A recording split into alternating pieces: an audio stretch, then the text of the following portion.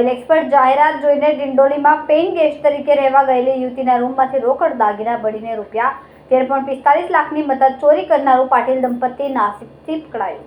સુરતના ડિંડોલી વિસ્તારમાં paying guest તરીકે આવેલા યુવતીના રૂમમાંથી 13,45,000 રૂપિયાની રોકડ અને દાગીના ચોરી કરનાર પાટીલ દંપતીને નાસિકમાંથી પોલીસે ઝડપી પાડ્યો. પોલીસ તપાસમાં ખુલ્યું છે કે આરોપી પંકજ પાટીલ માત્ર ચોર નહીં પણ મોટો ઉઠામણાખોર પણ છે, જેણે લોન અપાવવાના બહાને 10 લોકોને મળીને કુલ 20 લાખ રૂપિયાની છેતરપિંડી કરી છે. મામલો એપ્રિલ મહિનાનો છે, જ્યારે 22 વર્ષની દીપાબેન નનવરે ઓઇલેક્સ પર મળેલી જાહેરાત જોઈને ડિંડોલીના નવરત્ન બંગલોઝમાં પેઇંગ ગેસ્ટ તરીકે રહેવા આવી હતી. રૂમ માલિક સૃષ્ટિબેન પાટીલ અને તેના પતિ પંકજ પાટીલે યુવતીને રહેવાની સગવડ આપી હતી, પરંતુ 13 એપ્રિલે દંપતી ઘર ખાલી કરીને યુવતીને સામાન લઈને ભાગી ગયો. બાદમાં ફોન કરીને પંકજે દાવો કર્યો કે તેની સામે 12 ફરિયાદો નોંધાયેલી છે, એટલે ભાગવું પડ્યું. ડિંડોલી પોલીસે તકનીકી સર્વેલન્સના આધારે સતારા અને ત્યારબાદ નાસિકમાં દંપતીને ઝડપ્યો.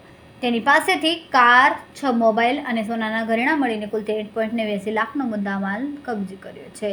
પોલીસના જણાવ્યા અનુસાર પંકજ પાટીલ એજન્ટ તરીકે ઓળખ આપીને બેંકોમાંથી લોન અપાવવાના બહાને ગ્રાહકોના નામે મોંઘા મોબાઈલ ખરીદીને ત્યારબાદ વેચીને રોકડ કરી લેતો હતો.